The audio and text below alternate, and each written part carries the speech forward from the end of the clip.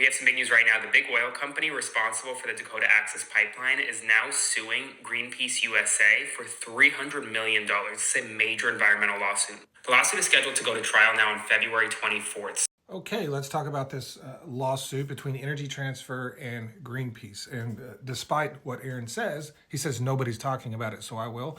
I've been talking about this for a couple of months.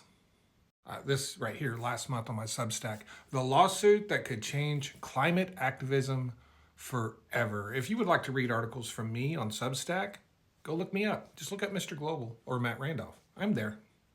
So this lawsuit is about the Dakota Access Pipeline protests that occurred from April of 2016 to February of 2017. Energy Transfer, which by the way is not a big oil company, they're not big oil. They're a pipeline company. They don't even produce oil. Doesn't matter. Energy Transfer alleges that the Dakota Access Pipeline protest, which lasted from April to February, cost the company $100 million. They are suing Greenpeace for 3 times the damages. Greenpeace said the protests were just ordinary, garden variety, public advocacy, contrary to the event's facts. So what kicked off all of these protests? Okay, as you can see here, this is the Dakota Access Pipeline route. And, it looks like they're kind of trying to go around native lands. But they're crossing this water right here at Standing Rock on the northeast corner of Standing Rock, right there. That's where it popped off. Now, as far as Greenpeace's assertion that these were just garden variety, normal everyday protests,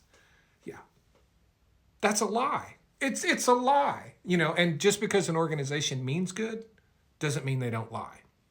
Garden variety, everyday protests.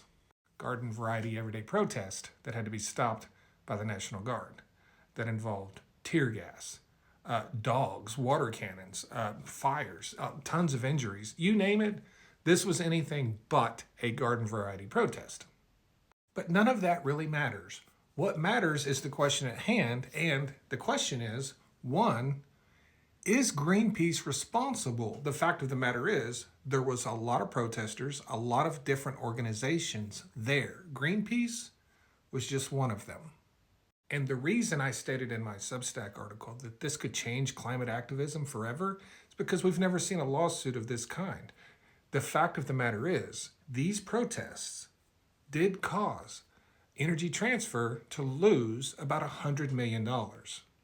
And as per the law, you can sue for treble damages, right? So they're claiming they lost $100 million, so they're suing for $300 million. So this is obviously a free speech case. But the question is, where does your free speech stop?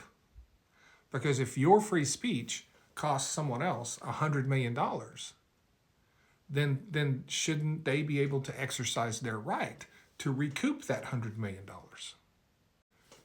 Your free speech doesn't allow you to impose just unlimited amount of damages on the people you disagree with. That's not a thing. No matter how virtuous or right you are in your protest, you don't get to do that, right?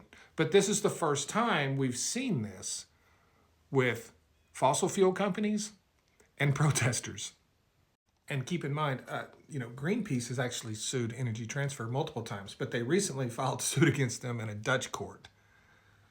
I think to try to stop this, but I don't understand how a Dutch court would have any power over a court in the United States. I personally think Energy Transfer is going to have a very hard time proving that Greenpeace is responsible for all of these damages because there was a lot of organizations involved, not just Greenpeace. But the question still remains, if protesters cause a lot of damage and financial loss to another company because they're protesting their existence or whatever, are they not responsible for it because of how virtuous their protest was? That is the question that will be answered by this court. Maybe. We'll see. I'll keep you guys updated. Thanks.